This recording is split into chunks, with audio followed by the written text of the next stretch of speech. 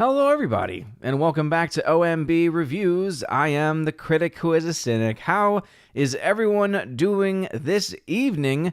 Blessed Saturday to everyone out there. Blessed Lent, as Lent was just kicked off this past Wednesday with Ash Wednesday, though, of course, we've been preparing here on the channel for a long time, going all the way back to the very beginning of the season of Septuagesima, which is why we've been rocking the purple for a long time. Tonight, though, in addition to our typical conversations that we usually have, we are also going to talk about Quantumania, mania, potentially having the worst ever weekend 1 to weekend 2 box office drop domestic in history. Now, this is something that it seems to be kind of this ever-going and ever-growing gag, right? I feel like I've mentioned this now a few times this past year of having record-breaking losses for Disney, especially when it comes to their Marvel films and the week 1 to week 2 drops, since Marvel, especially the last several years, has really had all of their films be incredibly front-loaded, whether it's the $450 million that was made by Doctor Strange Multiverse of Madness, which then saw a massive, 68% drop, and now this film projected to drop anywhere from 70 to 72% domestic. The big question mark, of course, is what kind of drop-off are we going to see international? We are going to see this film easily pass $300 million, probably get close to $350, and I still think that $500 million is on the table. But we, of course, will have official breakdowns of what I project the film to make based off of historical standards tomorrow for the box office breakdown, and we'll talk about that and also some other films too. We are live streaming on YouTube, Odyssey, and Rumble. Also should be on Twitter as well. And yeah, welcome to episode, let's see, where are we with this one? I usually have it up, yes. Episode 416 of the Welcome to Asgard podcast. And again, lots of things to talk about tonight. Before going any further, though, please make sure to smash that like button, lap that fire button if you're watching over on Odyssey. Smash the Rumble button as well. And thank you again for joining along for the ride. King Kane Rumsky hanging out over on Rumble saying that Ant-Man box office is really shrinking fast, eh? It certainly seems to be. When you compare this to the previous Ant-Man films, it is not looking good on those dailies, and we'll talk about that. There's just a lot of really bad signs for the movie going forward. Not to mention, the film lost to Cocaine Bear on its Friday. Now, granted, the Friday numbers for Cocaine Bear include its Thursday opening. However, a film like a Marvel MCU movie, right, an MCU film, even in the second weekend of its release, should not be losing to a film like Cocaine Bear on a Friday. Even with those Thursday numbers. Even with the Thursday numbers coming into it. My guess is that Saturday, and this is something that I've had to mention to a couple people in my comment section, people don't recognize that when you have massive drop-offs Friday to Friday, that is not the entirety of the story. Because Saturdays are notorious for being rebounds for especially big-budget films. I suspect Ant-Man will see a bit of a rebound this day, and I think it's going to end up winning this weekend. But when you are basically having Cocaine Bear of all films really just scratching at your doorstep in your second week of release, in the midst of having, again, a record drop from week 1 to week 2 domestically, from week 1 to week 2, it's just, again, really, really sad to see the current state of where the MCU is, because I remember back in the day, it's been a long time, when MCU used to be the thing to be, right? It used to be the thing to go see, and now it's, hey, they've got their MCU stans who will show up opening weekend, sometimes in droves, like what we saw in Doctor Strange Multiverse of Madness, sometimes not, like what we saw with Ant-Man, where it just cracked $100 million domestically and didn't really make all that much worldwide compared to the other films that I mentioned. And now we're seeing this, again, inevitable and consistent decline, too. And I think that this is absolutely spelling a lot of danger for Disney and for MCU going forward, especially since Disney's having a lot of other issues in many other areas. Anyway, let's see. Sasa Mattis over on YouTube was here early at 5 o'clock. Well, thank you very much. Says, second for Cocaine Bear was really fun movie. I've heard some mixed things about it. Orange Reviews, who is a mod on the channel, thank you very much for getting the word out early. Very much appreciate that. Also, thank you for reminding me to get Heimdall up and running early, and he is indeed up and running. JKDBuck76 says, like button smashed, I'll never watch Ant Person 3, even if it was for free. And you know what? I would absolutely tell you, yeah, don't. It is not worth your time. It is incredibly boring, and it's just not good. The story is just very roughshod, is very haphazardly put together. The CGI is just atrocious. I'm so happy that there have been these new images leaked. Not leaked, really, but these new images released. And I think they've been official releases, too, of the character of MODOK.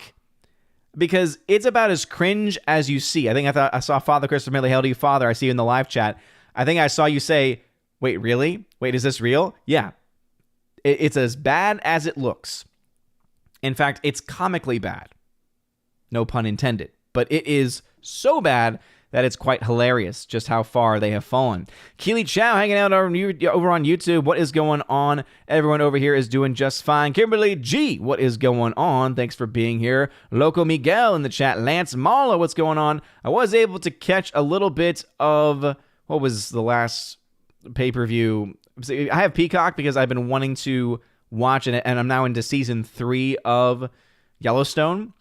And despite my issues with some of the, when it comes to modern Hollywood and modern TV shows where they feel the need to have all the the over-sexualization of the shows themselves, like I just can't stand that nonsense. It's just too much for me. So other than that, though, the show is pretty good. I think that the characters are pretty well developed, and also I think I've actually even been able to make references to it for my class when I, teaching religion, teaching morality, right? And the concepts of Catholic social teaching too, right? Of the concepts that are laid out in the show, and basically trying to, with the concept of private property, is it something that's absolute, or are there limitations based off of the fact that all of us are made in the image of God, and therefore all of us have a right to land, right? Not to each other's land, but a right to own something, right? We have a right to private property itself. And so it's been interesting to have those discussions. But because I do have Peacock, I was able to watch a little bit of, was it Elimination Chamber was the last one? I just don't get it. I don't understand why people are still watching it, to be perfectly honest. I mean, the main event was about the only thing I could think of that was somewhat interesting. And it ended up ending the exact way that it was expected to, right? Even with the storyline that was trying to be played out on screen, I don't know. I'm just so tired of it. The fact that you have a guy like Roman Reigns who can't wrestle his way out of a paper bag, having been champion for 900 days, that's just abysmal. We over on Odyssey hanging out. What's going on? Thanks for being here. Thron05 over on Rumble tagged to say, I don't know about the rest of America, but where I'm at, the movie theaters still think it's 2020 and COVID rules are turning people off. Wait, what? Really? Yeah, I mean, I don't know what it is. I guess talking about the films themselves were made to be released earlier, and so they're dated. I would say that's actually not probably the case. I think, honestly, it comes down to the films themselves just not being good, just not being well written, just not being well produced, and really just a lot of terrible CG effects. And you all know I'm a stickler when it comes to CG effects. There's very few films that I've praised for the CGI work. The one that I can think of that, especially for its budget, especially for the fact that it costs about $40 million to make, Love and Monsters. If you want to talk about good use of CGI effects, effective use of CGI effects, look to that film right there. If you want to look to a more modern film that had especially a low budget, it also wasn't a terrible film to boot. Compare that CGI to any of the CGI of any of the big Marvel films costing $200+ million, and you're thinking to yourself, what are y'all doing? You're just throwing away money for computer programming. That does not look real at all, and in fact makes things look so artificial, it takes away from any sense of any stakes whatsoever. It's ridiculous. Sherry Allen, what's going on? The Hidden B23. Hail to you. Thanks for being here. Great Wuda in the chat. What's going on, Great Wuda? Thank you very much for being here. We got Father Christopher Miller saying, ahoy. Ahoy, Father. Thank you very much for being here. Thanks for being a member on the channel. And also, please make sure, just like Great Wuda, if you have a comment or question, no matter what platform you are on, just put @Odin at the very beginning of your comment. @Odin lets me know you're trying to get my attention. Unless, of course, you are a YouTube member, as that is one of the perks of being a member, is that you don't have to put the @Odin, though I do appreciate it. Lets me know that you're not talking to somebody else. We have Gus over on the chat. What's going on, Gus? We got Laura, the Modern Major General story. What is going on? Laura, thanks for being here. Mod on the channel as well. And the Modern Major General. Of course, Abomination hanging out over on Odyssey. He is the mod over on the Odyssey channel. Keeping the very few people who watch over there in line, but I appreciate it nonetheless. Laura, thank you very much for showing up to watch the Salty Saturday stream this morning. We had a lot of fun. 500,000 cookies, she says. Master of Gaming, what's going on? Bruce in the chats. Cthulhu, what is going on? Hail to you. Yeah, it couldn't happen to a nicer company, right? Couldn't happen to a nicer company. We'll go ahead and jump into the numbers in just a second. Khan lives, what is going on? Omaha 16. Disney Marvel on the decline indeed. And it's nice to see that. Father Christopher Miller says, have you seen the Cocaine Bear Funkos I want?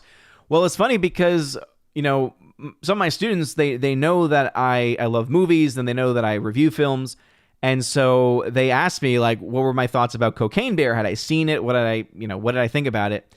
And it led us down a rabbit hole. And this was like in between classes where we had just looked up the real story. So essentially, the movie is about 1% real because it is based off of a story where there was indeed a 175 pounds, which just boggles my mind. 175 pounds of cocaine was actually dropped from a plane because they needed to reduce the weight. This was a former cartel officer who was, I guess, corrupted and became a part of the cartel himself, became a smuggler, but they must have had low altitude or something, so they had to drop 175 pounds of cocaine. A bear found it, ate it, and then they only know this because 3 months after this event, they found the bear dead. And the bear is actually on display in a museum somewhere in Kentucky. I think it's actually in the Louisville area, if I'm not mistaken, Bruce. And it's just called Cocaine Bear. And so, of course, all of the students are like, I want to go there. Yeah, the rest of the movie looks just, again, obviously we knew most of it was just going to be completely made up, but it's interesting how much liberty they took with the story, seeing how little information they really honestly had. Father says, one Funko is a bear eating a bag of Coke. The other is a bear with a severed human leg. Well, dang. That's quite insane there. Gary Banjo Sandwich, happy Saturday to you. Thank you for being here. By the way, Gary Banjo, hope you got my email. I took care of you with the issue with the regions of the Blu-ray that you won. JKD76, what's up? Rob D, Dad, say hello. Odin, I watched the menu this week. Thought it was pretty good. I love the cheeseburger scene. My least favorite thing about the film was honestly Anya Taylor-Joy.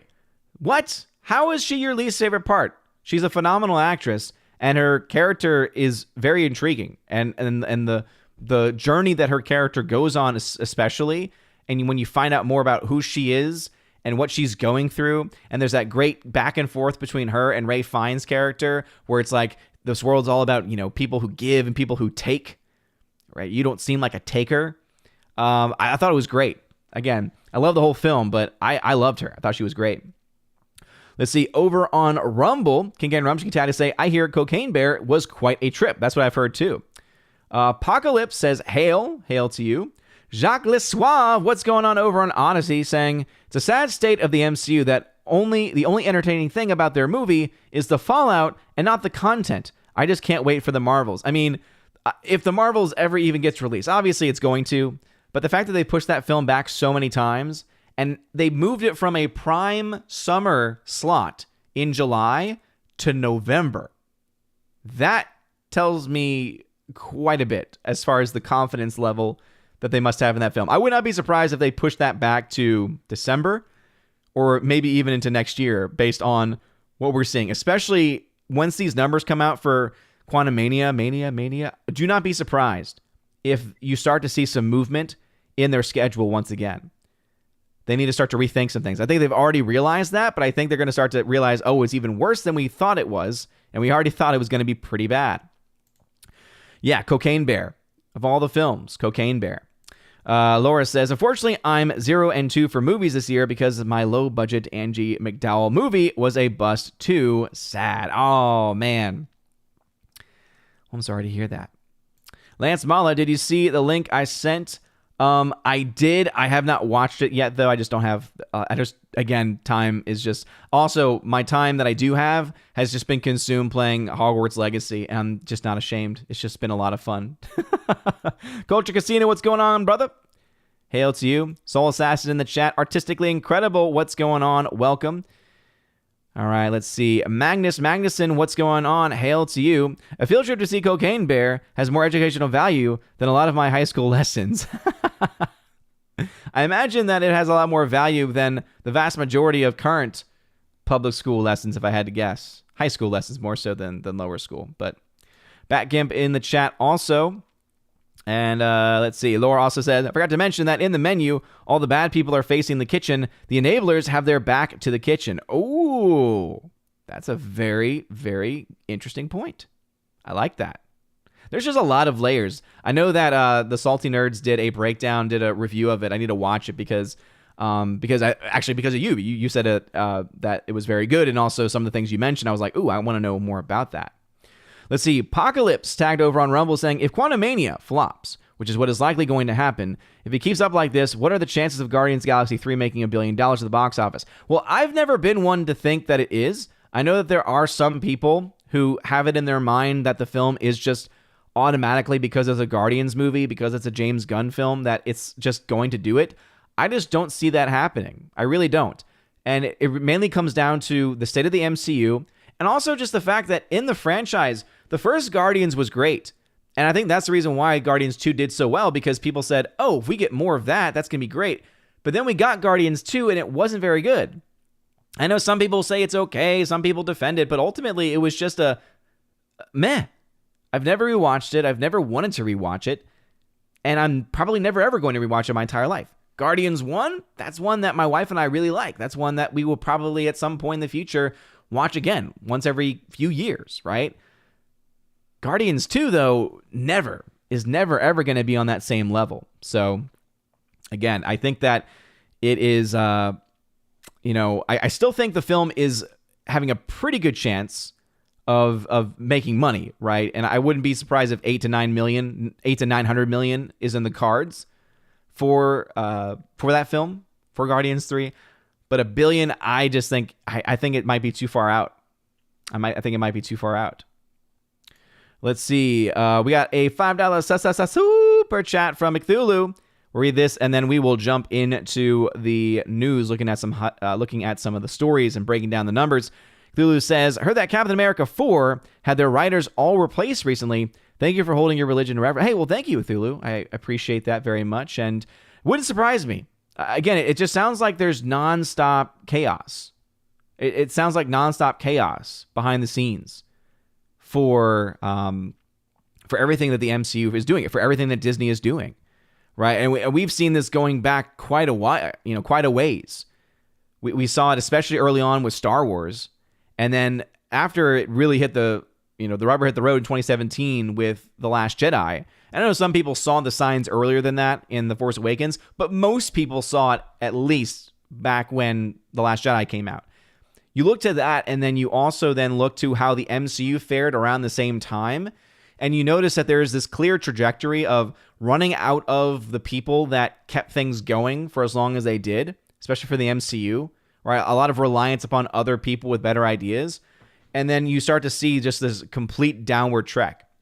And then I think that COVID, as terrible as it was as far as lockdowns and stuff like that, I think that the one real benefit to COVID, a couple benefits, is one, it made us more aware, right, of what Hollywood was doing, of just the nonsense that they were willing to push, especially since most of the same people, most of the same elitists who were making these films were the same ones trying to preach to the regular everyday person to do their part and to, mask up and all this other all this other craziness.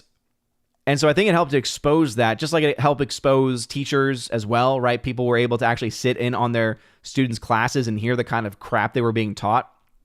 And I think that, again, there's definitely something that without COVID, I don't know if that would have ever been exposed, if that ever would have been, if that ever would have been found out. So, yeah. But anyway, let's go ahead and dive into our first story and talk about Ant-Man and the Wasp: Quantumania.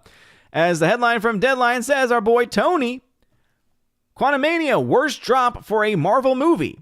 Cocaine Bear, very high on 21 million. And Jesus Revolution praises 14 plus million. As it says here, Marvel movie is losing gravity in its second week atop of the box office, with Quantumania clocking the worst second frame drop ever for an MCU title at 70 to 72%. That's while two lower budgeted, hold on. That's while two lower budgeted releases outstrip their projections. Not just lower budgeted, by an insane degree. We're talking about like 50 million, like minus 50 million, minus I think 30 million less. 30 million or less for both Cocaine Bear and also Jesus Revolution. It says Cocaine Bear is budgeted in the low 30s. Jesus Revolution for 15 million. Ant-Man's at 200 million. That's not just a lower budgeted. That's like insinuating, well, it's a slightly lower budget. No. It's night and day. The amount of budget spent on Quantumania versus the very small amount of money spent on Cocaine Bear and Jesus Revolution. We're talking Universal's Elizabeth Banks directed movie Cocaine Bear and Lionsgate's Kingdom Story Company faith-based title Jesus Revolution, which respectively opened at 21.2 million, which had the original projection in the high teens, and an estimated 14.5 million, first projection at the high single digits. So that's for Cocaine Bear and Jesus Revolution respectively. Both are great results in regards to their production cost. Those tepid audience exits and B CinemaScore are certainly impacting. No, it's not. Shut up. Stop using CinemaScore. Deadline. I know that you're shills. I know that y'all are just all over the place, and I've been calling y'all out for years. But seriously, stop using CinemaScore as any type of valid metric. They do not release their data. They do not give you any actual data other than the score. And you just have to take them at their word. They don't tell you what theaters they went to, what cities they're in, or anything like that. And all of that can impact the kind of person who's going to see the movie and the kind of person they're talking to give an actual thought and reaction. It's ridiculous. Anyway, the second weekend drop for Ant-Man 3 beats that of Ang Lee's Hulk. So they're actually including stuff that's outside of the MCU here. 69.7. Black Widow's 67.8. Which was shackled by a theatrical day-and-date release. Oh, again, please stop using that same excuse. That film still just didn't do well in any degree. Thor: Love and Thunder's 67.7 as well.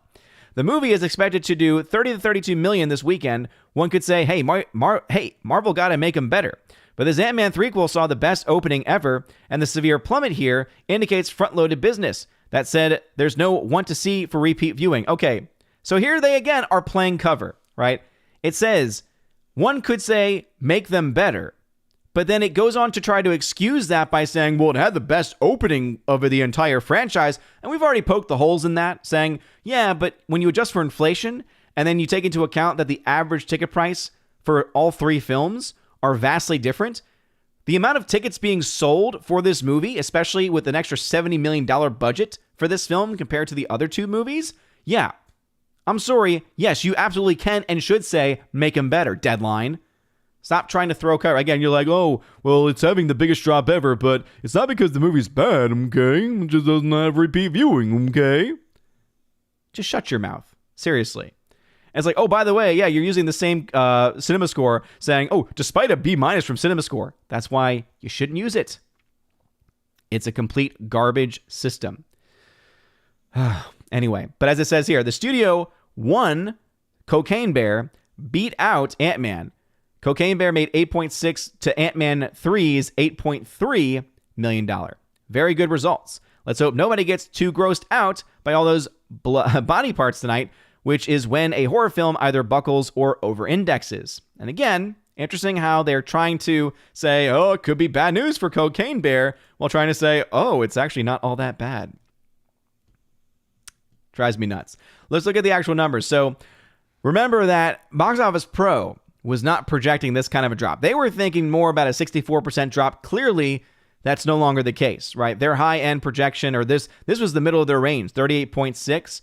Their total range was 35 to 43. So now we're looking, it's actually closer to 30 to 35 million, and probably it will end up being closer to that 30 when all is said and done. And not a 64% drop, but instead, which is already be high enough, but again, a 70 to 72% drop according to Deadline. So not a friendly source, a very friendly source to Disney, to Marvel, to the point where they even throw in this stupid line saying, well, yeah, you could say make them better, but, it had the biggest opening of it. Like, shut up. Leaving context out is so incredibly important. Deadline. Anyway, let's go ahead and look at some comparisons here. So Ant-Man versus Ant-Man. So the 2015 one, when you adjust for inflation, budget was around $141 million. Ant-Man the Wasp, $130 million. Ant-Man Quantumania is projected to have cost $200 million. So you're looking at a $60 to $70 million increase. We've already broken down the ticket sales, right? Because that, when adjusted for inflation, this is using also a later or an earlier quarter from 2022. When you make it this past quarter, when you bring it even to December of 2022 or January 2023, you realize this actually jumps up to like $90 million. This jumps up to like $70 million. So yeah, it's the highest grossing, but then also average ticket price for this movie is already a lot higher than average ticket price for this movie, which is already a lot higher than average ticket. So you're looking at the film, and it's actually selling probably the same amount of tickets. The only difference really is that the audience has changed. Back in 2015, when the first Ant-Man film came out, it was mostly comic fans, right? It was mostly comic fans or people who were at least comic adjacent fans who were going out to see it. Even as late as 2015, right? Even though the MCU had been around for a while at this point. You still had a lot of comic fans that were still hanging on back at that time. Now, it's all MCU. I would say it's got to be, 80% MCU stands? 90% MCU stands? Maybe 10, 15% are actually like comic fans going back to, actual old school comics and not the new age stuff and new age crap that we keep hearing about. But the reason why I bring up this comparison is because look at these dailies, all right? So Ant-Man the Wasp Quantumania, right, made $8.3 million on its Friday. Look at the week numbers, all right? First Monday, it made 14. Again, it was a holiday. Don't forget that. What happens on a non-holiday? It loses to Ant-Man and the Wasp, 7 to 10. Also loses to the first Ant-Man, 7 to 8.5. And then keeps losing, 3.8 to 5.8 to 5.5. 3.7 to 5.3 to 5.1. 8.3 to 8.4. And then it beats out second Friday numbers for Ant-Man, the original. But this is not good. Again, trying to argue and trying to say, oh, look at the big opening weekend this has in comparison to all the others. It was so disingenuous. And I remember calling this out last weekend. And the numbers are now showing that. Again, this movie lost to Cocaine Bear. Look at that Friday to Friday drop. An 82% drop Friday to Friday. Now remember, Friday to Friday is not the end-all be-all. Some people have run with this number in the past. And even though it's going to be bad, and even Deadline is saying, by the end of the weekend, it's going to be closer to 70% drop. That's still really bad. And then when Cocaine Bear of all films, in its opening is beating an MCU's second weekend, that's abysmal. That is downright abysmal. Not to mention, look at the per theater ratio here. Even though Jesus Revolution made less, it made about $1,000 more per theater. That tells you the current state of where Ant-Man and the Wasp is at this point in time. By the way, it would not be a box office video, and it would not be me unless I did mention this. As you all know, I've been also covering the long-term Avatar box office. So as you see, we've reached the end of the numbers.com's coverage. So as you can see, Top Gun Maverick still easily edging it out, 655 to 660 versus the 10th Thursday numbers. So as you can see, this is the reason why I think ultimately Top Gun Maverick is going to end up being the highest grossing. If you actually look at the numbers here, the movie was at 657.4 on its 71st day, and then on its 71st day, it's at $661 million. So I do think that ultimately this weekend or next weekend, you're going to see, actually next week probably, Top Gun Maverick will have passed it up. I just wanted to mention that because some people might have been interested in that, but it makes me happy to know, hey, all the Avatar fans out there, guess what? You can keep your worldwide highest grossing movie of 2022. That's fine. Domestic king, Top Gun Maverick. And I think that's where I'm going to leave that discussion. What say you? Let's head back over into the chats. Again, thank you all for being here today. Let's see. Over on Rumble, King Ken Rumsky says, Care to wage a pineapple pizza that Guardians of the Galaxy makes $1 billion? I've already got a pineapple pizza bet going, and so to me, it just wouldn't be worth making that bet, because the whole purpose of the Mario Brothers bet is because it's going to be a huge event, if and when that happens. I still hold by both that I don't think either will make $1 billion, though. Let's see. Apocalypse says, what are your current box office predictions for the Marvels? I think it's going to flop or be a small, minuscule success, less than even Thor, Love and Thunder, in my opinion. No more Infinity War, Endgame, etc. Yeah, I mean, ultimately, I think that's probably a fair assessment. I would not be surprised at all if we were to see the numbers for the Marvels coming in, actually, for opening weekend worldwide. Thor, Love and Thunder made about $300 million opening. I think Black Panther made $350 worldwide opening. Nowhere close to the $450 that Doctor Strange made. I think that those days might actually be done, unless they're able to turn things around somehow. So for the Marvels coming out in November, especially with all the stuff that's been going on with that movie, yeah, I would say that the film's in a lot of trouble. There's no way it's going to make $1 billion, at least according to the numbers. And at least from the assessment I can make right now, I would say the chance of that film making $1 billion based on how many times they've delayed it is very unlikely. As far as profitability is concerned, it's going to be in the same boat as probably every MCU film that will come out for the foreseeable future, because all of them have these bloated budgets of $200+ million, right? All of them have the bloated budgets. And then the money they make back, sometimes they're able to make it so that they're like Thor, Love and Thunder, where they make their money back, they make a little bit of profit, but really not a whole lot. Or they're like what we saw with Black Panther Wakanda Forever, where they're able to make a little bit more than what Thor, Love and Thunder made, but still also not make really a whole lot of profit compared to the amount of money they invested in the movie in the first place. So I would say they're in trouble. Just like with Ant-Man. The one last thing, too, to say about Ant-Man is, based on the fact that the film cost $200 million, again, I still think based on these numbers, the chances of it getting to $500 million, which is what I have written down as its break-even point based on just the historical standards that I've been using for years now, I think that is definitely on the cards and on the table. But what's funny, I think I mentioned this in the last stream, is that, or maybe I mentioned it on Friday Night Tights, I forget when, but what is being talked about and was given so much praise and so much hype as being the highest grossing of the Ant-Man franchise has a very good chance of being the lowest grossing of the entire franchise too. Interesting how that works, right? You have the largest opening weekend, but because that's all MCU stans who will show up to anything that says MCU on it,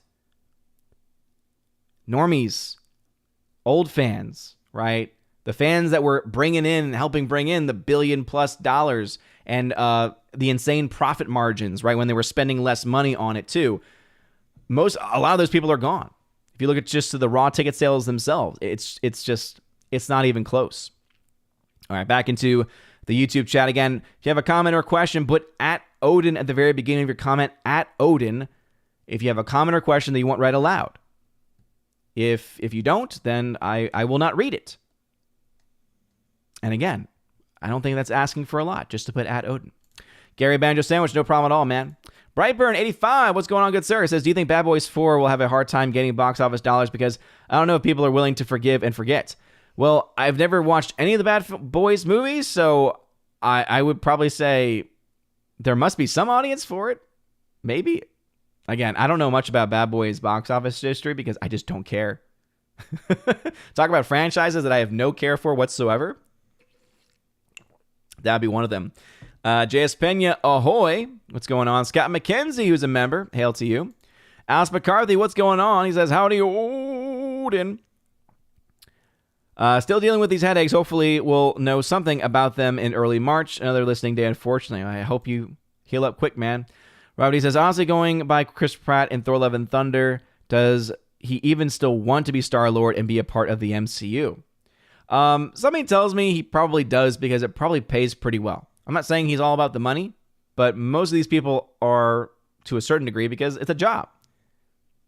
You know, it's not like he's acting because it's a vocation. You know, we can have the conversation about people who are getting paid but are doing work where they're not getting paid a whole lot. I think there are still some good teachers out there that I would throw into that category. But when it comes to actors, it's like ultimately, in order to get into acting, there is a level of selfishness that is in there. So I would say, yeah, he probably does because he's probably getting paid a decent penny for it. Let's see. Mighty Orbas, what's going on? Keck44, what's going on? Lance Mala says, have you heard the latest on the new alleged Star Wars movie with the tandem of Rey and Grogu? Do you think they can reignite strong interest in merchandise and the franchise? I didn't hear about that. It sounds like a typical rumor that I don't put a lot of faith in. I don't know. That's the first I've ever heard about that, actually. But if they went that route, you can find... Here's the thing. Here's the problem that they don't recognize. Grogu, or I still call him Baby Thor. And guess what? That's the thing. Most people still call him Baby Thor. Why? Because most people who know anything about Baby Thor probably have not actually watched the show. They've only watched clips of the show, and it's only of it's only of Baby Yoda. Maybe I said Baby Thor, but I meant Baby Yoda. So I call him Baby Yoda still. I call him Baby Yoda. And it's because that is how everyone typically, or most of the vast majority of people have talked about him and have mentioned him previously. And so I would not be surprised at all if Baby Yoda is able to create some success as far as merchandise, but that's not going to result in ticket sales. Because, again, the people who are obsessed with Baby Yoda are not the same people who are watching the show. Some of them are. There are some. I'm not saying that it's no one, but let's just be honest with ourselves, please. Osman Diaz, what's going on? Thanks for being here. Ivan, what's going on? Scott McKenzie, who is a member, says, I used to rewatch all the Marvel movies up to the next one. Will catch the first night for an opening. Have not done that in a while. Zero interested in D- Marvel shows and movies. Hope they go broke. Me too. I do too. Or at the very least, it gets taken over by someone who actually knows what they're doing. Scott McKenzie says, we're going to see Jesus Revolution tomorrow. I have no real interest in it, to be perfectly honest. It just looks like another one of these generic, higher production value than previous Christian movies, but just still the same generic Christian story. I'm kind of over those. Orange Eye Reviews says, why does MODOK from Ant-Man look like Ryan Canal? Master Gaming says, unlike Charlie's Angels 2019, Cocaine Bear will make money for Elizabeth Banks. Probably. And actually, unlike Charlie's Angels 2019, she didn't write this one. So I think ultimately it's because she didn't write this one that led to this one actually looking like it'd be fun. Because Lord knows it's not her. Physics chatting with Kenny Lee. What is going on? Dan Crane is a member. Says, hail Odin. Lent is here. Blessings to all. Blessings to you. Absolutely. Hail to you and blessed Lent. Let's see. Over on Rumble, King Karen Rumsky says, I heard Guardians of the Galaxy 3 is going to be out of this world. Yeah, I'm sure that they are going to do everything they can to try to push that film to the sky, right? They're going to try and make that film seem so big. But guess what? They tried the same thing with Ant-Man. And Ant-Man, I would say, is seeing a very similar trajectory as Guardians, right? So you have the first Guardians, and it's really, really good. People enjoy it. People end up going to see it, and people generally have a very good view of it. Ant-Man, same thing. Difference, of course, is I'm not saying at all that Guardians and Ant-Man are on the same level. I think Guardians 1 is far superior. What I mean is that they both had a solid start, one more than another, but then in their sequels, they both fell off quite a bit, right? And I would say that this is actually where it's worse for a film like Guardians, because I think the drop-off was a lot more steep, because it was already so high. The mediocrity of Volume 2 was just so, again, basic that it was actually a massive drop. Whereas for Ant-Man, it was good, but it wasn't as great, and there was a drop-off with Ant-Man and the Wasp. And now you see Ant-Man and the Wasp Quantumania, which is complete garbage. And though I don't honestly think that the film is going to be garbage, Guardians 3, at this point, based on what I have seen, the chances of it being garbage are actually a lot higher. Just because of the natural progression of the MCU.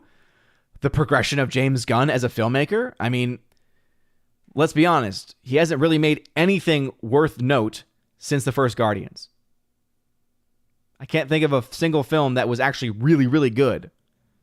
Some people might have enjoyed the films that he did, but all the films that I've seen have either been mediocre or have been just downright garbage. So I think that ultimately Guardians 3, it's going to be interesting to see. It's going to be very interesting to see. See, Abomination over on Odyssey says, what might be a better trend is the number of reviews. As useless as Rotten Tomatoes is, it shows 100,000 reviews for Ant-Man, 25,000 plus reviews for Ant-Man 2, and it would be interesting if the number of reviews for Ant-Man 3 even gets to 25,000. The issue, Abomination, is that 100,000 reviews since 2015. So you have a lot more years to build up to that number. And then the same argument can be said for Ant-Man 2 as well. And again, I'm not saying it's a bad metric, but I'm just saying it's got a very fatal flaw in that very fact with the number of years. If someone was able to somehow track, okay, how many reviews did it have by week 2? Then you might have something to go on there. But even that is broken because Rotten Tomatoes has become so broken. The Rotten Tomatoes of 2015 is not the Rotten Tomatoes of 2023. Jacques Lesuave over on Odyssey says, maybe normies will be completely oblivious, but you think Gunn's poor handling of DCU properties thus far will sour people on Guardians? That's the thing, right? Is I think you're going to see less people overall because they are like, yeah, Guardians 2 wasn't all that great. I don't care. You're going to have people who are in the know saying, I don't like what James Gunn's doing. I'm out. And so the question is going to be, how many people is that going to be? And is it going to be enough to result in the film being the lowest opener of the franchise when you adjust for inflation or what have you? So again, I honestly think the film will be successful. I don't think it's going to be in the same situation that Ant-Man's in. Ant-Man's in the situation where it could theoretically lose money. And I know that Valiant Renegade would say it is definitely going to lose money because I know that his break-even point for the film is $600 million. And if he thinks that that's not going to happen, I would say, yeah, I think there's a good chance of the film getting to $500 million itself is already going to be kind of a bit of a a goal based off of the numbers that we're seeing, a high estimate goal. And for me, and for my charting, that would make it break even, make a little bit of cash.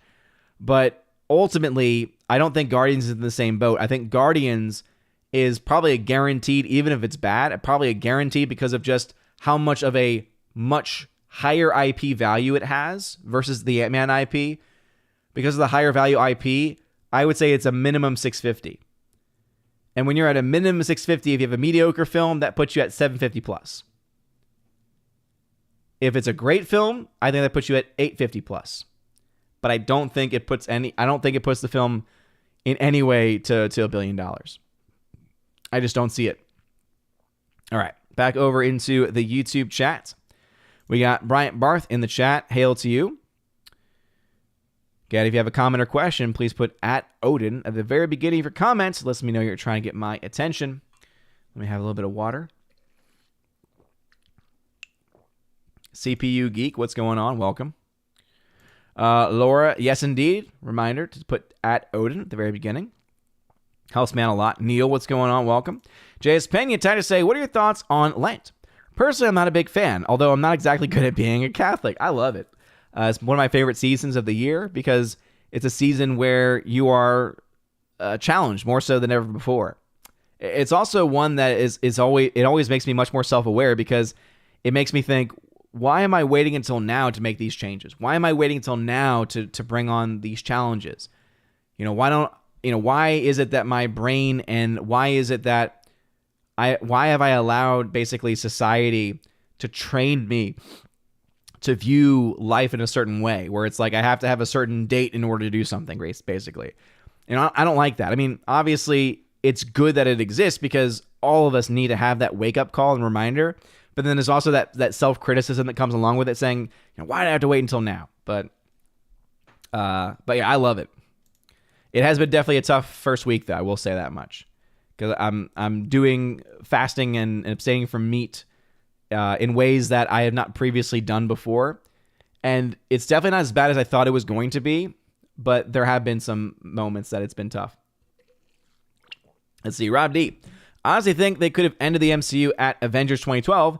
The heroes all finally came together and people are happy with it. Yeah, and even though there are issues that happen between that film and Infinity War, right? There's bad films in between.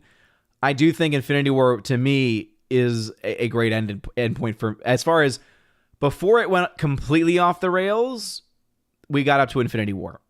Everything after Infinity War is just when it goes down the toilet. Giant Rat, what's going on? Sassamatis says, I think Guardians 3 is going to be Marvel's last chance at $1 billion movie. I think by the time anything like Avengers comes back in, too much apathy will set in for those to be successful. I would say that actually I would agree with that assessment. Even though I don't think it's going to make $1 billion, as far as does it have a chance to, I would say yes. And again, I want just to clarify that because some might say, wait, doesn't make any sense. So if I was personally betting on it, I would say it's not going to make $1 billion. I don't think that it's going to happen. However, if you were to ask my current range of what do I think the film has a chance to make, for me, it's anywhere between $650 and $1 billion. That's very wide. Now, once I start getting numbers in, that's when my window starts to narrow, quite a bit. But here are going to be things to look for, Sassamatis. That opening weekend worldwide, keep in mind, Doctor Strange opened to $450 million worldwide. Ended up making $950 million by the end of its run. Saw a massive week 1, week 2 drop and continued to drop off after. And you look at these other films, right? You look at then the massive drop off between that and Thor Love and Thunder, where it dropped off to roughly around $300 million opening worldwide, and then went up a little bit for Black Panther Wakanda Forever to about $350. You start to recognize that, okay, there's clearly a fluctuation point here. So basically what I'm meaning is that the film's going to have to make probably north of $350 opening and then have fair drops to have a chance at $1 billion. If the film comes in at $300 to $350 million and sees like a typical 60% plus drop from week 1 to week 2, there's no chance. Or very little chance. But that's just my own thought. Alrighty. Let us see. Jeremy Zakowski, what's up? Says, I can't see how Disney would continue with the MCU. Well, because ultimately, all the films that came out this year, despite the fact that they are vastly lower than anything else they've ever done, the profit margins on every MCU film this year is just downright sad. It's just downright despicable. And so it's still, though, profit margins. So they're still making money off of it, right? They have not reached the point of what has happened to Warner Brothers. Warner Brothers has seen their films reach the point where they're losing money more times than they're making. Or at the very least, their margins of profit are not making up for their margins of loss. Disney has not reached that point yet. But look at what Warner Brothers is going through, right? Warner Brothers is throwing out things like Lord of the Rings, remakes or, movies set in the same universe. But, obviously they also have to talk about that to keep the rights too. But it's probably also because of the financial situation. They're also talking about Harry Potter, rehashing that, taking the success of Hogwarts Legacy and putting it into a show. They're talking about all these other things because they are in a lot of trouble. Disney is in trouble too, but just not to the same degree. But I do not think it's going to be very long until that happens for Disney. Just look at the fact you had a film called Lightyear that lost $100 million, and then you had a Pixar film in Strange World lose $200 million. If anyone had asked you 3 years ago that a Disney Pixar film would lose $200 million, they would have laughed in your face. But we've seen it happen. Giant Rat says, do you think the new Lord of the Rings will be made for a modern audience? It depends on who they get. Because here's the thing. Even if they were to get Peter Jackson and the same people that did Lord of the Rings, guess what? That means you're getting the same people that also did The Hobbit. Lord of the Rings was fantastic. The Hobbit was not. So even if you have that as your dream scenario, remember that those are your options. Do you get The Lord of the Rings, Peter Jackson, or do you get The Hobbit, Peter Jackson?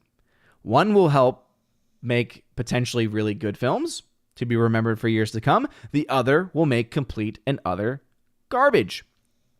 So, yeah. Do I think it's going to be made for a modern audience? It depends on who they get, and ultimately, their bigger concern is, are they going to make a good movie or not? John Evan Bear says, have you seen Cocaine Bear? I've got to say, I was pretty disappointed because it was hardly funny. I've not seen it, and I've actually kind of heard that. I've heard mixed things. I've heard some people say it's entertaining. I would not be surprised if I fall very similar into your feelings about it, because even though it was not written by, I'm blanking on her name because, Elizabeth Banks. Even though it wasn't written by Elizabeth Banks, it was still directed by her, and I just don't think that she's funny. Artistically Incredible says, how do you think Deadpool 3 will do at the box office? So if Deadpool 3 is rated R, which based on what we're hearing it sounds like is going to be the case, also there was already that very early promo that they're bringing back, Hugh Jackman out of retirement for Deadpool 3. That alone is going to make the film profitable. But remember, it's a rated R film, so it likely won't make $1 billion. But it's the kind of movie where it probably won't need to. So hopefully they're able to keep, the reins in on whoever's writing that movie. Let's see. Neil says, do you think comic book movies are in their way out? I have a hunch we are in the tail end. Something like video game movies or fantasy might pick up the slack. It depends. It really depends. I think ultimately you're seeing the death of the big budget superhero film. Because I do think there is a place for superhero films. They just have to be good. And not only do they have to be good, they have to be made for an amount of money that is at the very least easily recoverable. Laura says, speaking of slapping, I watched some of The Big Sleep. Bogarts gets to slap everyone. What a great film. That's nice. I corrected myself almost immediately. Thank you very much. Brightburn985 says, Robert Downey Jr. looks great bald. If he were cast as Lex Luthor in Superman Legacy or a sequel to Superman Legacy, I think Lex is like a prejudiced Tony Stark. I don't know. I think that he has just embodied Tony Stark so much. I don't know if he can do anything else really at this point. Let's see. Over on Rumble, Apocalypse says, what are your thoughts on online movie review websites like Rotten Tomatoes, CinemaScore, Metacritic, etc. in general? And which ones do you recommend, or are they all bad? All right, well, I already gave my thoughts today about CinemaScore. It's trash. It's a garbage system. Again, the only data they give you is a score. They don't tell you how many people they actually surveyed. They don't tell you what the range was. They don't tell you what major cities they did their surveying in. Because here's the thing. If you were to survey a movie that was woke and your main surveys were in LA, New York City, that's going to skew your result. Even if it's people that recognize the film isn't good, it's still going to skew it. Whereas if you have that same movie, but then you go to somewhere in West Virginia and Oklahoma and then get a survey of those people, right? You might get some similar people because the chances of just a standard person in that state going to see a woke movie in general isn't likely. But what I'm trying to hopefully get at is it is very, very easy for those numbers and that score really to get skewed. So CinemaScore is just garbage based on principle. Rotten Tomatoes has always been garbage. It's just taken a long time for people to recognize it. I remember calling out Rotten Tomatoes early on because the tomato meter score has been broken forever. Because people would always look to it and say, 95%, it must be amazing. It's like, no. That just means 95% of people that submitted a review to Rotten Tomatoes clicked on a fresh score. When you actually look at, what is the actual, rating? It's usually like 10 points at least lower. So you might have a film that's at a 95% on Rotten Tomatoes, but then you look at it, what is it out of 10? And it's like at an 8.5. And you're like, okay, that's a little bit different. That's a bit of a difference there. which is actually why I'm glad you mentioned Metacritic, because Metacritic is probably the one I would recommend the most. IMDb is trash for a lot of reasons. I like the IMDb Top 250. It's a mostly solid list. It's not perfect, but if you want to know what are some of the best movies to watch, the IMDb Top 250 still typically has mostly good examples, mostly good results. But because of the fact that the user base of IMDb can get so skewed on things, it's not a very reliable source. Now, Metacritic's not perfect either. But the reason why I do like Metacritic over all the other ones is that for their critic reviews, they actually will take reviews only if a score is given. So some critics will give a review, but they won't give a letter grade score or a number score. They don't include those people. So they will only include someone if they give it a score out of 5 out of 10, or if they give it a letter grade. And then they actually tell you, how do we get this score? And you can read their entire methodology where they'll tell you an A is given this value, a B is given this value, and they'll explain how they came up with their system. So I appreciate that a lot more. And actually, typically, their score, just their raw score, tends to match pretty closely what you find in the average reviews for those that give a numbered result, even over on like Rotten Tomatoes or something like that. So I would recommend Metacritic for that reason, but Metacritic has its own problems too, right? Anything that has an audience score, the audience scores can always be skewed in some way or another, but I, again, do think that in general, it's a better metric to go by, especially after everything we know as a fact Rotten Tomatoes has done to play cover for movies like Captain Marvel and for a lot of the things Disney has done. And I remember covering that. I remember my second channel, I at one point had a live stream going showing how the score was changing for one of their films because they were literally deleting reviews. It's bad. King Rumsky says, based on what I've heard, people are dying to see Deadpool 3. Yeah, I mean, again, Deadpool 1 versus Deadpool 2 sees a similar drop-off in quality, I think, but Deadpool 2 is also still pretty funny.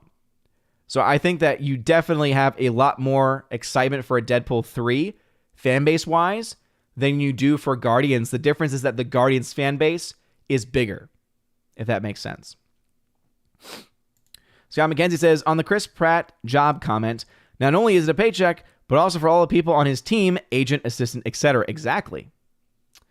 Ben J, what's going on? Welcome. Let's see. Kimberly G says, I call him Baby Yoda as well. I don't like Grogu, but I'm done with Star Wars. I can see all Baby Yoda clips on YouTube without watching the movies and shows. Exactly. And I completely understand why. Baby Yoda is adorable. And I know that some people may not like Baby Yoda. I'm not saying that you have to like him, but he is objectively cute. But also, that does not mean that the show automatically becomes good either. And that's, again, why I think the vast majority of people who are fans are only fans because they just think Baby Yoda is cute and not because it has anything to do with the actual show itself. Anyway. All right, chat has jumped at me like it always does. Let us see. Anything going on over on... Again, shout out to my Odyssey and Rumble people. Smash like button. Live the fire button as well. Let's see. Cthulhu tagged to say, Michael Pena made Ant-Man 1. Taking him out made the descent faster. That's actually that's a good shout, Cthulhu. I almost forgot Michael Pena was in that movie, but he was a lot of fun. And also, if you think about it, just the general tone of the character changed, right? Because it was much more about the cleverness of him as a burglar, as a thief. Whereas in Ant-Man 2 and Ant-Man 3, it's like, he's just an established person with a suit. Master Gaming says, MCU since 2021 has less ticket sales than ever before. I'm not surprised at all. I thought people on Twitter were the majority, but I'm surprised that anti-SJWs were the majority.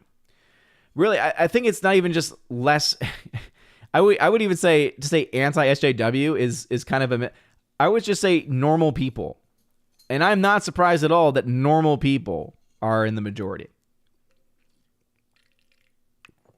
The problem is that normal people don't do things that could easily help their society. Tina B, what's going on? Hail to you. Thanks for being here. Again, she's still struggling with some eye issues, so she can't see the comments typically. But I'm sure she can see the hearts and the love, and I'm sure she's already gone. But thank you for stopping by, Tina. Hope that you are healing up quickly. Lance Mahler, are you planning on attending any of the Geeks and Gamers meetups this year? If basically Orlando is always on the table for me because the drive is not bad. It's about a 7-hour or so drive for me. So that's easily doable. I can do a weekend, even during the school year, and do a meetup on like a Saturday, and then just go to Mass and then head out on Sunday to get back. So Orlando is always on the table. Right now, I'm a pretty hard no on Vegas. I just can't make that work because it's right during the middle of fourth quarter. So just logistically speaking, it doesn't work.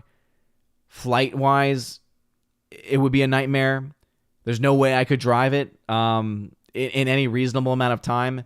So that's definitely out. I think that we are probably going to, and again, I'm not trying to speak for anyone else, but I think that it was said that we were going to do Dallas again for the Fan Expo in Dallas, I think. And if we do that, that is on the table because that's over the summer. And even though that's definitely a longer drive, it's about 11 hours for me, it was still fun. So I think that I could probably make that work. So yeah, Orlando is always on the table for me, and I'd be open to Dallas. And if there's some other event planned for the summer in another location, I might forego Dallas and do the other location instead. If it's typically for me, if it's within driving range, which for me is about 8 hours, 8 to 9, and then, really pushing it at 10, 11, which is what Dallas is, then that's something that I'm willing to do. Anything more than that, if it's a 2-day affair, or I'd have to make it a 2-day affair, I physically just wouldn't be able to make that happen. And I would really rather not have to deal with flights. I mean, I used to love flying, but after all the COVID nonsense, I just don't even want to have to deal with any of the TSA nonsense. Let's see. Laura says, I think MCU could have survived losing one of the main heroes, but losing two is too much. Plus, most of the story is centered on Cap versus Iron Man. Yeah, not to mention, ultimately, Iron Man was the big moneymaker. I mean, look at how quickly they put out those Iron Man films and just how much money, because it wasn't even that they were great films. Iron Man 1 was great, but Iron Man 2 and 3? But it was because of Iron Man. It's because of Tony Stark. Let's see. Viking. Karkain. What's going on? I probably butchered that name, but welcome. Hail. There is a Discord for OMB Reviews. If you check out the top link in the video description, you'll notice that there is a Discord symbol. Click on it, and it'll bring you into the Discord. Kimberly G. Scott McKenzie, who's a member, says, if you have not answered this question in the chat yet, are you doing any FNT Geeks and Gamers meetups or such this year for sure, or any tentative? So yeah, I think I already answered that one. So again, if Dallas is once again on the table this year, I could probably make that work again because it's over the summer. And anything Orlando, if there ever is anything Orlando on a weekend during the school year and then anytime really over the summer, then I could definitely make that work too. It'd be awesome if we could do some kind of meetup in the Orlando area again.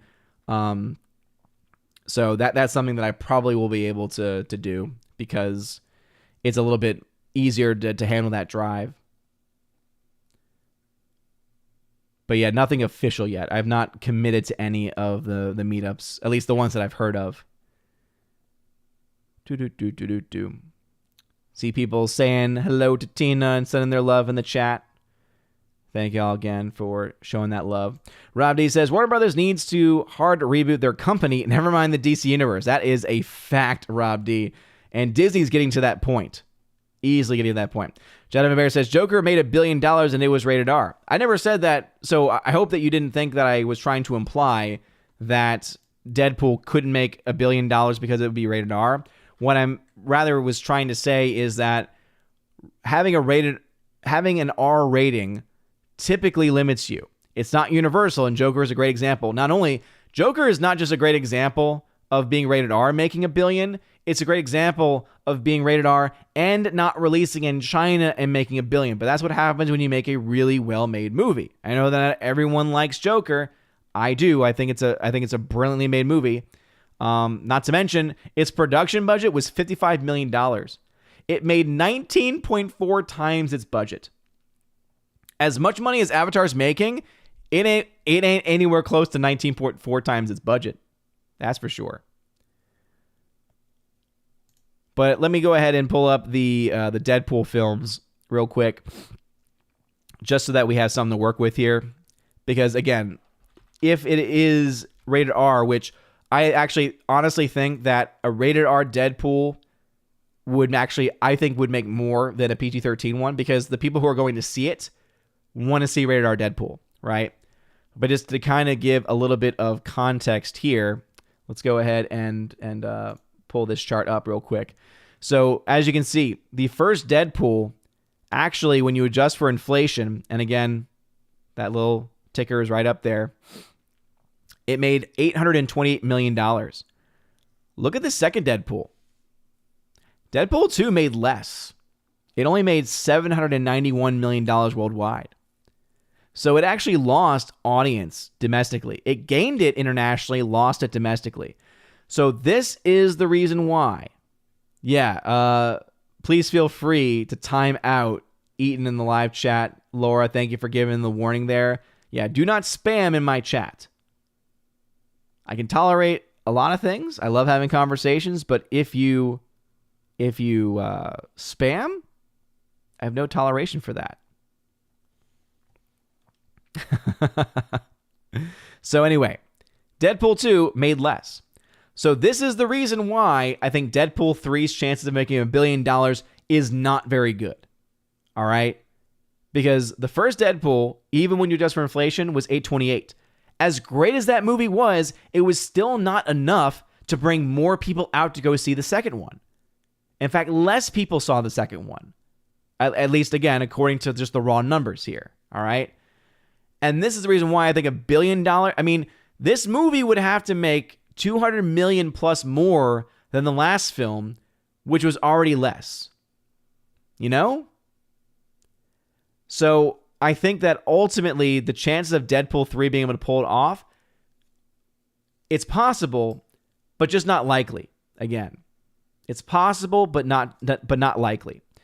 And the factor that could change it, of course, is having the return of Wolverine, right? If you have the fact that they've already very early on promoted that Hugh Jackman will be returning to the role with that really fun ad with him and Ryan Reynolds, right? That is absolutely a brilliant marketing tactic, and that's going to turn some heads, right? The people they lost, they probably will gain back from that. But how much do they gain back? That is really ultimately going to be the big question. Because again, Deadpool 2 was just not as good as Deadpool 1.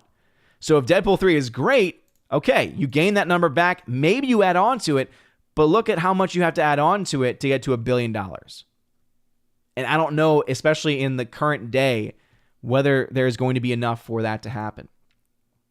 So, anyway. All right, chat has jumped on me like it always does. Let's head back over to the alt tech platforms that I love to support.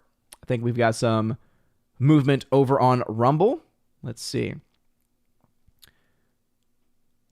Apocalypse says, just wanted to hear your thoughts on Jonathan Majors' performance as a variant of Kang the Conqueror. Was he good, bad, overrated? In my view, I think he was the highlight of the movie, but ultimately, and then it just stops there. So my thoughts about it in general are this. I thought Jonathan Majors was fine. I don't think he gave a groundbreaking performance. I don't think he was amazing. I don't think he was bad. So I would say he was good. There are some people going after him saying that he gave a bad performance, but I just don't see that. He clearly has a control that shows the signs of a trained actor.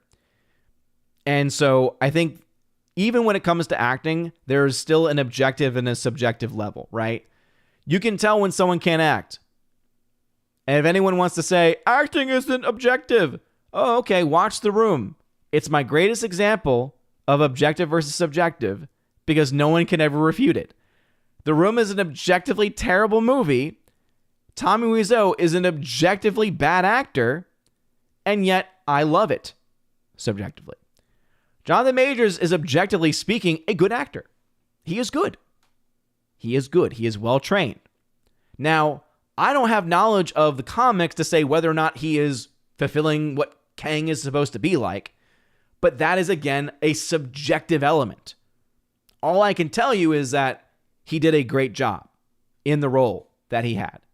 How he presented himself in the role, he showed himself to be an actor and to have control over his emotions, to have control over his ability to be able to present a character on screen. So he gave a good performance. Groundbreaking? No. Could it have been better? Sure. Was it bad? Absolutely not. Anyone saying it was a bad performance? I think they're letting their subjective nature get the better of them. Let's see. Kikane Rumsky over on Rumble said, did you start Heimdall? Yes, I did. Throno5 says, but again, Heimdall only works on YouTube. Unfortunately, when it comes to alt tech, I would love for there to be crossovers between Rumble and Odyssey when it comes to the stuff I'm able to do. But unfortunately, I can't. By the way, Orange Hair Reviews, thank you very much for taking care of that. I appreciate it. Let's see. Thrawn05 says, I still think Disney missed an opportunity having Deadpool in the post-credits of Endgame showing up late to fight wearing Disney merchandise. Oh, for sure. Let's just say they missed a ton of opportunities with Deadpool. They messed that up big time. Dion, what's going on? It's been a long time, man. So happy to finally see you again. What's up, brother? Hail to you. Thank you again for joining. Jacques Lusov over on Odyssey says, but would Kang have been better if played by Jennifer Lawrence? Well, clearly. Because Jennifer Lawrence started everything. She is the alpha and the omega when it comes to acting. And I would say some would even argue beyond that. So the answer to that question is very easy. Yes, it would have been better had J-Law played it. It also would have been better because she then would have to do ultimately what oftentimes many crazy leftists do, which is wear blackface. I'm just going to stop there. Still is a true statement, but I'll stop there. Looking at you, Trudeau, etc. Mike Healy tags say 2 questions regarding Paramount. How do you think the next Mission Impossible will do? Have you seen Picard Season 3? I have not seen Picard Season 1, 2, or 3. I'm not a Trekkie. I've seen DS9, and it was great. I committed myself to DS9, and I liked it a lot. And it definitely made me interested to check out other eras of Trek. I have seen Next Gen to a certain degree. I think I've mentioned this previously before, but I'll mention it again. I used to do road trips a lot with my dad, and we would go camping in Colorado. And whenever this would be a once-a-year thing for several years when we were younger, because he worked a lot, and so this was his way of kind of making up for us to be able to spend time together. So it'd be me and my brothers with him. And on the road trips, we would always stay at hotels.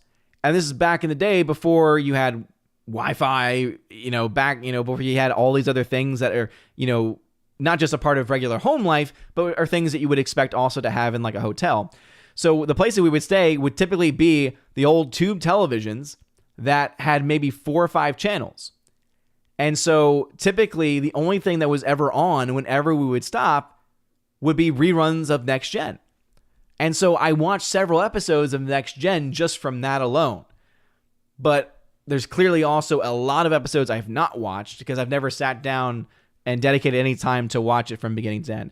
I watched all of DS9 last summer, made a lot of rosaries in the process too. That's how I was able to justify it. So I might be able to do Next Gen maybe this summer, but it really depends on what's going on because obviously every year is a little bit different, especially when it comes to family and, life. Giant Rat says, Peter Jackson had to take over for another director. They did not write the script for the first half of the movie. They had to adapt. If you're talking about for the Hobbit movies, again, still, he was the one pushing for high frame rate technology, CG stuff. So I would not let him off the hook all that much. Giant Rat says, Guillermo del Toro was supposed to do The Hobbit. Yeah, again, as I said, I still would not, even though Jackson had to pick up the pieces, I still would not let him off the hook completely. And also, too, that also then means you have both Guillermo del Toro and Jackson, who in their own rights are very talented filmmakers, both together making a terrible set of films. And that may have also been true for the first movie, but there were 2 other movies that followed. Anyway. Let us see. You will never be able to get that now. I don't know what the people are talking about. Anyway. Yes, indeed. Never spam. No toleration whatsoever. All right, Hardwick. Based on Chris Gore's review of Winnie the Pooh, Blood and Honey, I don't think you'd like it. Probably not. And based on the fact that it was a Fathom event and is barely available, I probably won't be able to see it. That's why it was in my it could be fun list and not in my actual most anticipated list. Orange Hat says, Jonathan Majors is a great actor. I loved his performance in Devotion. Yeah, I haven't seen Devotion. But yeah, it's you can clearly tell he's a trained actor. So, and that's a good thing. Jonathan Bear. I swear I did not hit her. I did not. Oh, hi, Mark. Brilliant. Best performance of the decade. Mike Healy. How do you think Creed 3 will do, especially with no Stallone? Well, the early numbers are out, and it's expected to top out at $100 million domestic at best. So seeing that, I don't think Creed is going to do much internationally, because I don't remember the other films doing much internationally.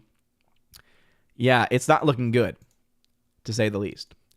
In fact, let's go ahead and pull up those numbers. So yeah, the first Creed, 2015. Actually, let's do this right. Remember when there were people out there who said I never adjusted for inflation for any other films? People must have forgotten that anytime I've ever done these types of comparisons, I always click this. And I think I always mention. It just shows you that the people that were making those comments clearly don't watch the channel. Anyway, Creed 1 versus Creed 2. So, budgets obviously increase. Opening weekend, 32 versus 35. Domestic, 119 versus 116. As you can see, it went down for the second film. They are saying right now, at least Box Office Pro in its early indications, is projecting the film to have a 29 to 35 million opening, 75 to 105 total domestic run. So that's terrible. That means the film might cap out at what, 200 million internationally or less? And if they're going to increase the budget again too, that film could lose money. I'll have to wait and see what the budget is, but that's why I think that film could lose money. But yeah, not having Stallone, terrible idea. Because even the last film with Stallone still made less in the domestic market. It was able to increase its international footprint, but I don't think they're going to be able to do that this time, based on what we're seeing at least. Next time, it is not a time out, says Orange Hats. My axe is sharpened. Thank you, man. Appreciate it. Let's see. Reset the Cripple. The Hobbit comparison may not be as applicable as Peter Jackson was not the original director. Again, I did bring up why we can't let him off the hook completely. Harwick, do you think Karen Gillan genuinely doesn't know that the complaints about Nebula on the poster aren't about the pose, or just pretending not to know in order to hide spoilers? Based on her reaction, it seems genuine, but she's an actress, and she's a very good actress. So I couldn't tell you whether she was being honest or not. It seems genuine, though. Old and Peculiar says, Hail, I'd suggest watching Star Trek Original Series before TNG, but then I grew up with the original series. Yeah, I'm sure there are a lot of people that would say that. But again, in either case, it really depends on if I have the time. Dion on Rumble says, sorry, it's been a while. To be honest, for me, I've gotten disenchanted in scripted content. Been playing my Steam library, and of course, family keeping me busy. Oh, of course, family always comes first, man. You never have to apologize. I like giving people a hard time. People give me a hard time. I like giving people a hard time. Yeah, I've been playing Hogwarts Legacy recently. It's been fun. See, Harwick Tide to say, my recommend for Star Trek viewing order is the original series, Star Trek Continues, original cast movies, Next Generation. And you see, I look to that and I think if it takes me that much content to get to Next Gen, and I, from what I remember, liked the Next Gen that I did watch when I was younger, that's just too much stuff to watch. Because again, I'm not a Trekkie. I like DS9, but I didn't love it to the point of saying I have to watch everything Trek now. So again, I like DS9 a lot. I would absolutely I would rewatch DS9. In fact, I liked it that much. I like the characters a lot. But there are some things that I can watch and enjoy the corniness of, and I think that we could all agree when it comes to original series Trek, corny is definitely something that comes to mind, at least for me. But, and you all know, right? Because we did the movie this is back when we used to do Asgardian movie nights, when I had the time to do it, and I think we watched both Star Trek the movie, or Star Trek the motion picture, and Star Trek II Wrath of Khan. And I remember when I watched the first Star Trek motion picture, I hated it. I did not like it at all. From the very beginning, I was like, oh my goodness, we are spending so much time looking at this ship, and it's a waste of time. Whereas Wrath of Khan was phenomenal, and I really liked it a lot. So that ultimately also, I think, impacts these things. Eaton Dude, stop being a tool. Stop being a tool. Yeah, Orange Hat hid you. And I support his decision. Because the first time, it's like, hey, we get it. Sometimes you're excited about something. No problem. You do it a second time, and looking at the content of what you put in that message, yeah. Good call, Orange Hat. I got my mods back. They know how things roll here. They know how the chat rolls here. We are a fun, loving community. We are a humble and yet great community. I love my Asgardian community so much. But everyone knows how we roll here. The first and the fifth Trek movies are the weakest by far. The second and the sixth are the best, and the rest fall between. Yeah, I think, isn't it Trek movies that fall into like the even-numbered ones are good, and then the odd-numbered ones are not, or something like that? I remember one of the franchises having that dynamic, and I know that not everyone goes by that, but interesting nonetheless. Let's see. John Evan Bear says, I finished Next Gen and still haven't finished original series.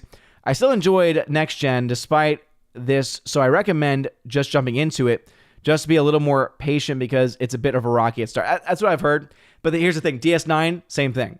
Everyone's saying, all right, the first 5 episodes you're going to hate. And you're going to get to an episode that deals with, it was the gambling episode? They were playing the gambling game with the Ferengi. And I actually ended up enjoying that episode more than what I probably should. And that was the one I was being warned about. So I know what it's like to have to get into a series. But yeah, I've heard that about Next Gen too, that it also takes a while to get into the series too. Also, Abomination, I know you're talking about something else, but you mentioned Scotty. Anyone love the fact that Scotty Boy Mendelsohn, I don't know if you recognize this or knew this. I think we've talked about it briefly before. So he used to be like the big and key box office person at Forbes. I don't know if he left or if he got fired, but now he's doing stuff for The Wrap or something like that. And you're like, oh my goodness. Because I have not heard him. I have not heard his name. I have not seen his articles come up at all. Couldn't happen to a nicer man, though. Scotty Boy. Couldn't happen to a nicer man. THX, what's going on? Says, met Drinker today at Atlanta Comic-Con. I forgot it was Atlanta Comic-Con. I wouldn't have been able to go anyway because my wife hasn't been feeling very, very good. She's been dealing with illness and sickness, and it's just been bad. So I wouldn't have been able to go anyway. But he says, bought his new book, signed with a "Go Away Now" tagline. Wish you were here. Oh man, THX, I'd forgotten about it. But you know what? Even if I had remembered it, it wouldn't have worked out. Ecluse says, Babylon 5 is a good second series to watch if you like DS9, especially with its positive religious intonations. People have told me that a lot. The axe is swung. Hey, hail to you, brother. I support you. Harvey says, Star Trek is generally considered to have good even-numbered movies and bad odd-numbered ones, but I personally think the third one is quite good. Mike Healy says, are you surprised Puss in Boots is The Last Wish has got over 40 million? My 7-year-old loved it. I'm not surprised after having watched it because there is definitely a lot of entertainment value to it, but I think that what you just said is the reason why. Because kids, I think, are really going to enjoy it. I actually didn't like it that much. I thought it was good. I thought it was fine, but it was not to the same level as like a Shrek, where it's like an all-timer, like one that I would go back to, one that's a classic that all different, not to say that you can't enjoy it if you're older. I'm just saying it just doesn't have that same level that a film like a Shrek would have, for instance. Shrek 1, of course. But I think it's because kids really liked it a lot, and because of a positive word of mouth, probably because of that, probably because you had a lot of families saying, hey, I brought my kids to watch this movie, and they loved it. You should bring your kids. That, I think, is probably what led that film to making so much more than its first two, because that film broke the charts easily. Victor Fontaine says, you got it, even better, odd, not as good. Nice. Scotty doesn't know exactly. Robert Frey says, Scotty claims he doesn't review movies anymore. That was his whole career. His whole career was box office. What the heck is he doing now? Artistically Credible says, do you think The Passion of the Christ 2 will be successful as the first movie? Okay, so artistically, I'm glad that you asked about that, and I will be having to wrap up soon, everybody, because we are a few minutes out from the end of the show. So I'll try and get to as many of these last comments as I can. But it's complicated.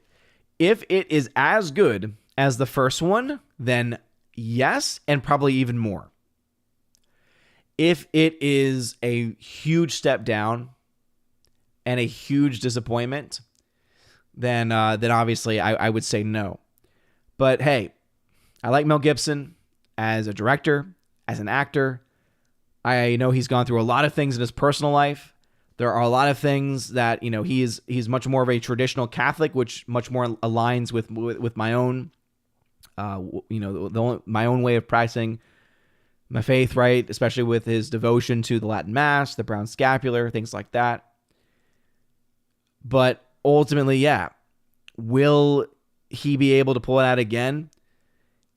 Based on the fact he's able to, at this point, from what we've heard, he's got Caviezel back. Caviezel was great.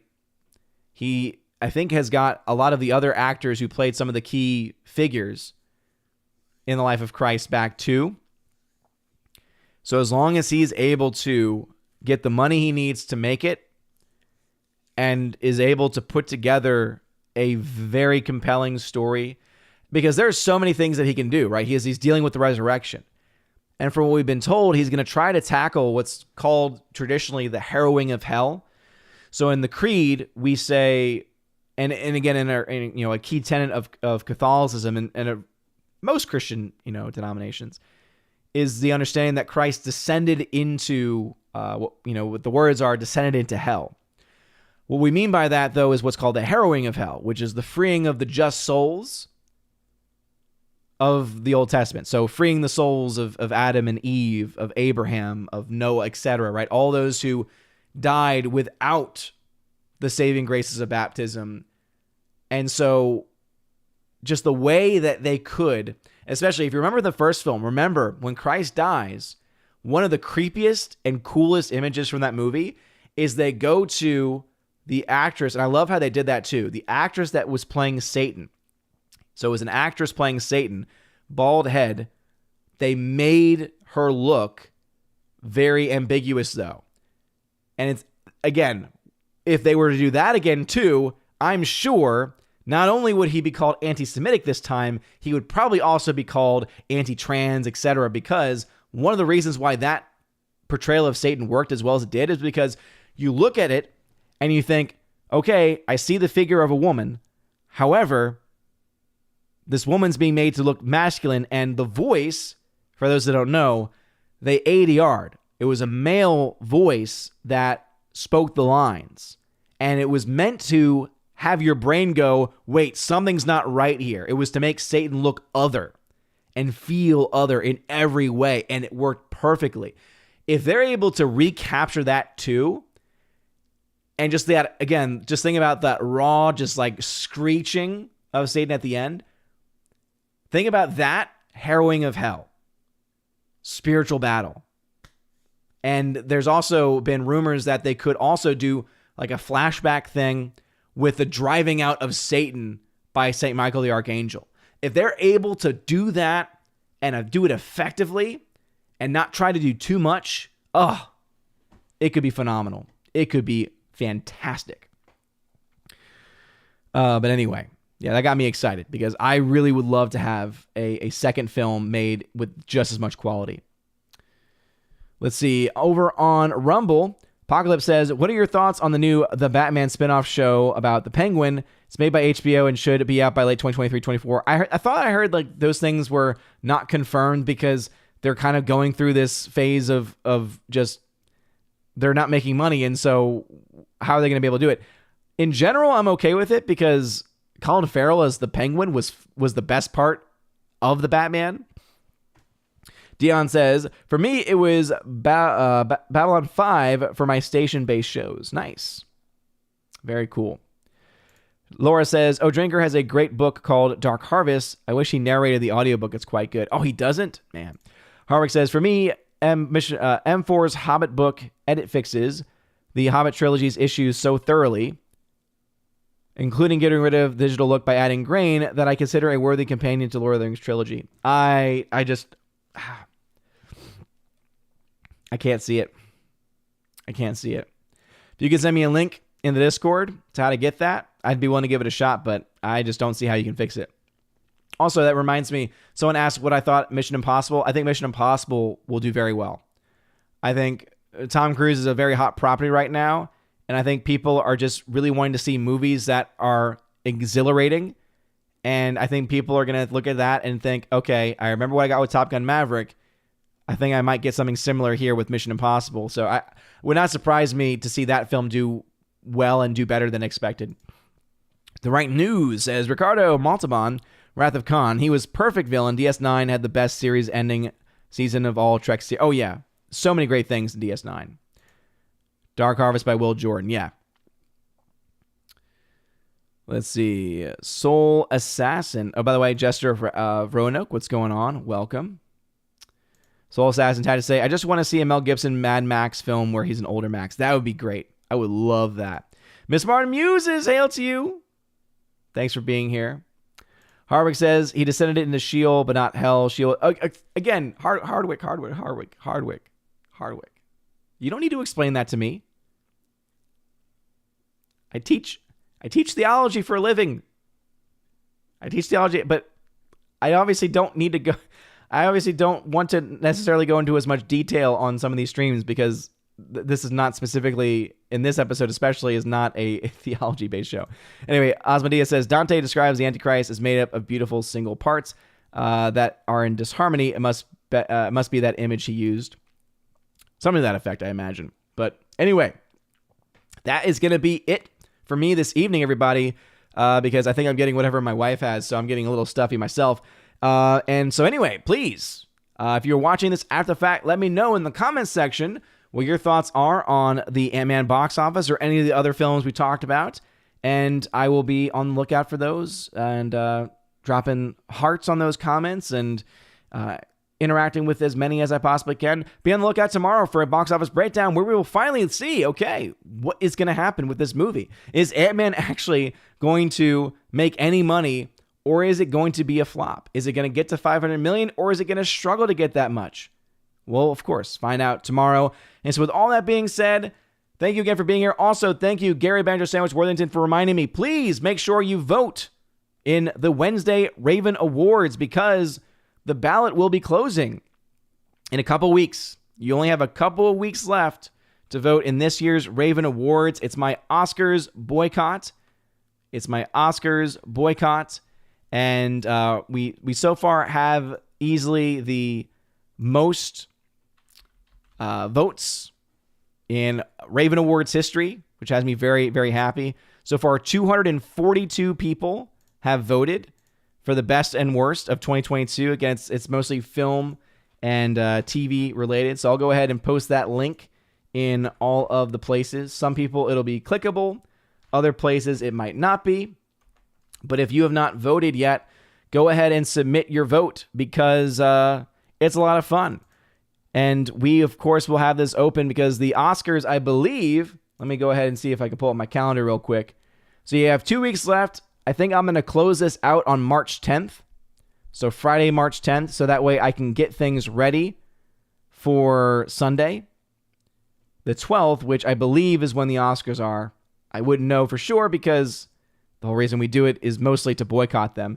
But if you have not voted yet, click on that link that I posted and put your votes in and vote for the best and the worst of 2022. Find out who will be the best film of the year. Who will be the worst? I will say right now, there are some really great battles going on between the worst film of the year. There's a great battle going on for Lifetime Achievement. There's a strong battle for worst remake, reboot, etc. There is also a very fun battle going on for, or there's a lot of fun happening with Shill of the Year. I'll just put it that way. And tons of other stuff. So just know your vote does matter. There are some categories where there is a difference of just 1 or 2 votes. So you could be the deciding vote in a category for the Raven Awards this year. So click on that link and get your vote in and get ready to have a fun time in a couple weeks. So anyway, with all that being said, thank y'all all for joining me this evening. It's been a ton of fun. Shout out to Laura and to Orange Chat for modding. I really do appreciate y'all stepping up and doing that. It really does mean the world to me. Again, they volunteer their time to do this. I know that Orange Chat, you're usually here, and Laura, I know you're usually here too. But just, again, keeping track of that, just even a little bit more. I really do appreciate that so very much. So thank you again for being here. You guys are all amazing and beautiful people. Hope you all have a wonderful rest of your evening or a blessed rest of your weekend. And hey, tomorrow, first Sunday of Lent, it's never too late. Whether you're Catholic or not, you can always do something. Whether it's giving something up that you should or whether it's doing something extra. Think about it.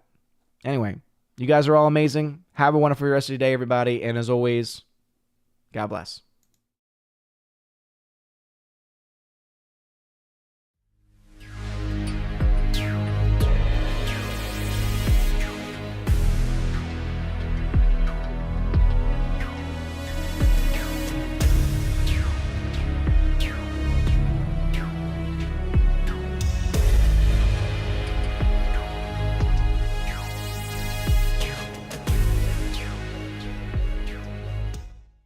And now for a huge special shout out to all of my Patreon, locals, and Subscribestar members who are at the Keeper of the Bifrost level and above, starting off with Father Luca Illick, Garrett Searles, Chris from the 80s, who you can check out over on YouTube by the same name, Hymir Irie Hymason, Joe Horn, Jonathan Carney, Orange Hat Reviews, you can check out at his YouTube channel by the same name as well, Laura, the Modern Major General Story, Rosetta Allen, who you can check out at her YouTube channel, Eagle Rider, and Miss Martin Muses, which goes by the same name on YouTube. Thank you all very much for supporting me over on Patreon. And also for my Subscribestar peeps, we got Matt317. Check out his Twitch channel by the same name. Fast Reaction, Mr. Roy, J-Rod the Beer Guru, and ZK-Man, who you can check out over at xtheboundaries.co. And a special shout out to the R. And also, lastly, to my locals members, starting off with Miss Minnesota Hockey Fan, How About a Hockey Player, J.H. Schwalbach, Brett D90, and the amazing lawyer Robert Barnes. Thank you all very much for supporting me for the month of February. You guys are all fantastic. If you want your name shouted out, access to exclusive podcasts, and exclusive giveaways, check out the top link in the video description below. Anyway, you guys are all great. Have a wonderful rest of your day, everybody. And as always, God bless.